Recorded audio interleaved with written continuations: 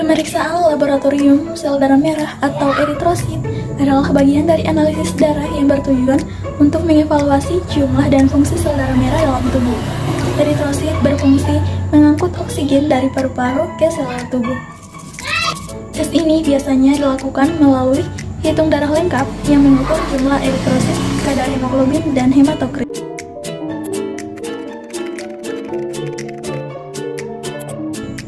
Jumlah normal sel darah merah pada laki-laki adalah 4,7 sampai 6,1 juta sel per mikroliter.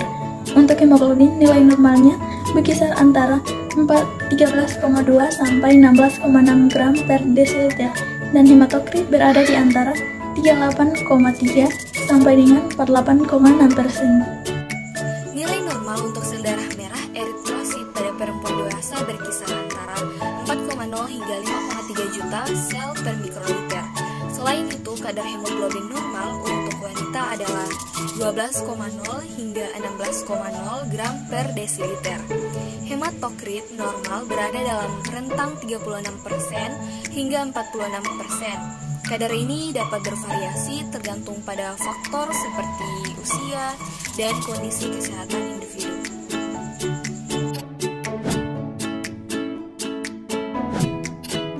Nilai tidak normal pada pemeriksaan laboratorium sel darah merah eritrosit pada laki-laki dapat menunjukkan dua kondisi utama, yaitu eritrosit tinggi atau polisitemia dan eritrosit rendah atau anemia. Nah, yang pertama eritrosit tinggi. Normalnya itu berkisar 4,3 sampai 5,6 juta atau mikroliter. Penyebabnya itu bisa termasuk penyakit paru, penyakit jantung bawaan, dehidrasi, atau tumor ginjal. Lalu yang kedua, eritrosit rendah. Nah, dapat disebabkan oleh pendarahan, kekurangan gizi, atau gangguan pada sumsum tulang. Nah, nilai normal untuk laki-laki adalah 4,7 sampai 6,1 juta per mikroliter. Tadi sudah dijelaskan bahwa jumlah sel darah merah normal pada perempuan adalah 4,2 sampai 5,4 juta per mikroliter darah, maka nilai tidak normalnya adalah di atas 5,4 juta per mikroliter darah dan di bawah 4,2 juta per mikroliter darah. Jumlah sel darah merah yang lebih tinggi dari normal bisa jadi karena tubuh kekurangan oksigen, sehingga tubuh memproduksi lebih banyak sel darah merah untuk mengangkut oksigen. Ini disebut dengan polisternia, kondisi di mana tubuh memproduksi terlalu banyak sel darah merah. Sel darah merah yang lebih rendah dari normal disebut anemia atau kurang darah. Gejala umum anemia adalah lelah, sakit kepala, hingga sesak napas. Sel darah merah atau yang sering juga disebut eritrosit memiliki peran penting dalam membawa oksigen ke seluruh tubuh. Kekurangan atau kelebihan sel darah merah dapat menyebabkan berbagai penyakit, yaitu yang pertama ada penyakit akibat kekurangan sel darah merah. Penyakit akibat kekurangan sel darah merah yaitu ada anemia defisiensi besi.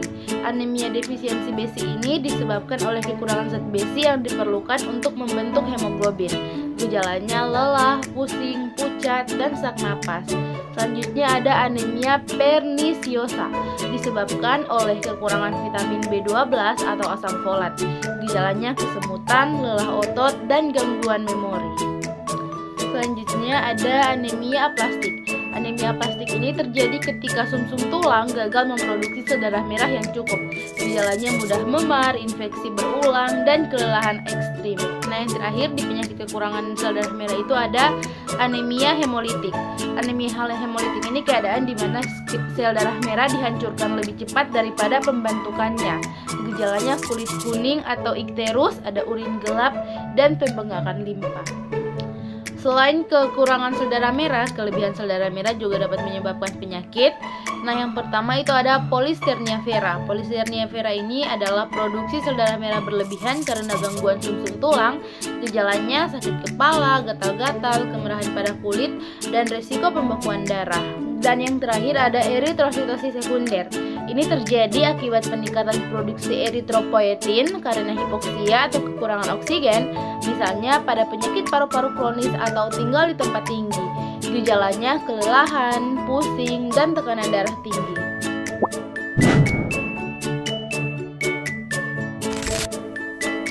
Sel darah putih atau leukosit adalah salah satu komponen sel darah yang mengandung sedikit hemoglobin, sehingga warnanya lebih pucat. Nah, leukosit ini diproduksi oleh sel induk di sumsum tulang, di mana sumsum itu sendiri selain memproduksi sel darah merah dan keping darah, juga memproduksi sel darah putih. Nah, fungsi leukosit adalah untuk mendeteksi dan melawan mikroorganisme atau patogen asing yang dapat menyebabkan penyakit. Nah, meski memiliki fungsi penting dalam tubuh, kadar leukosit dalam tubuh juga tidak boleh melebihi atau kurang dari kadar normal.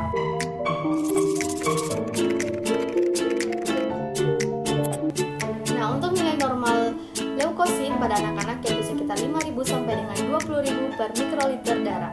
Sedangkan pada orang dewasa yaitu sekitar 4.500 sampai dengan 11.000 per mikroliter darah. Nah, pada wanita hamil juga berbeda yaitu sekitar 5.700 sampai dengan 16.000 per mikroliter darah.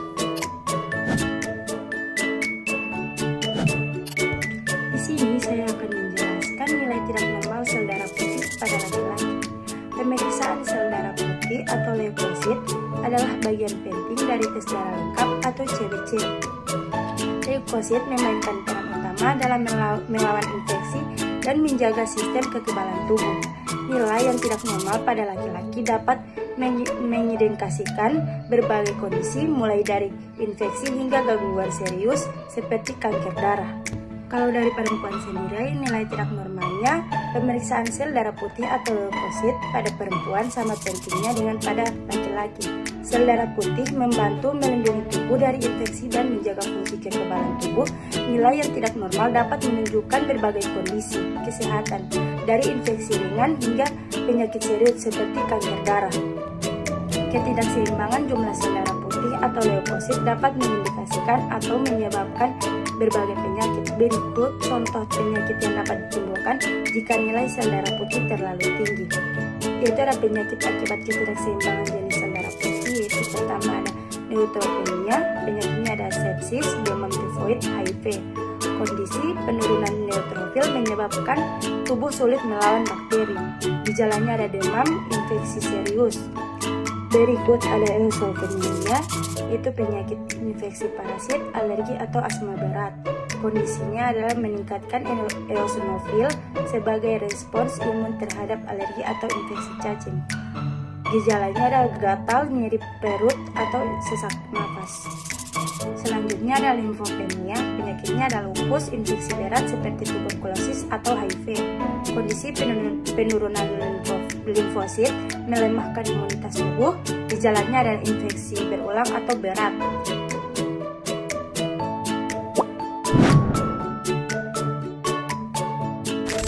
Pemeriksaan laboratorium pada trombosit adalah analisis untuk menentukan jumlah trombosit dalam darah.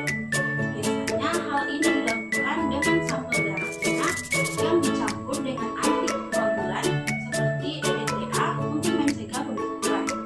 Nilai normal trombosit berkisar antara 150.000 hingga 450.000 mikrogram.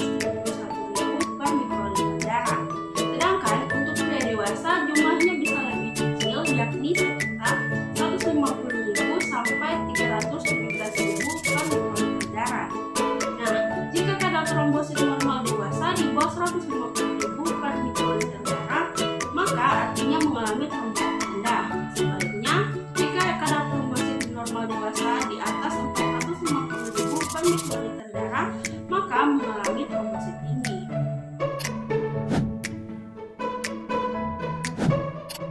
Nilai trombosit normal pada pria sama seperti pada perempuan, yaitu berkisar antara 150.000 hingga 450.000 per mikroliter darah. Jika nilai trombosit berada di luar rentang ini, kondisi tersebut dianggap tidak normal dan dapat menunjukkan masalah kesehatan. Berikut adalah rincian kondisi trombosit tidak normal pada pria dan wanita. Yang pertama ada trombosit rendah atau trombositopenia. Nilainya 150.000 mikroliter darah. Penyebab dari ini ada gangguan autoimun misalnya lupus maupun ITP. Ada infeksi virus semisal dengue, HIV maupun hepatitis.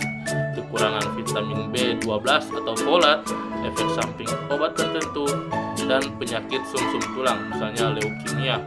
Gejalanya ada mudah memar, mimisan atau gusi berdarah, pendarahan menstruasi yang berat. Gejala yang kedua ada trombosit tinggi atau trombositosis. Nilainya 450.000 mikroliter darah.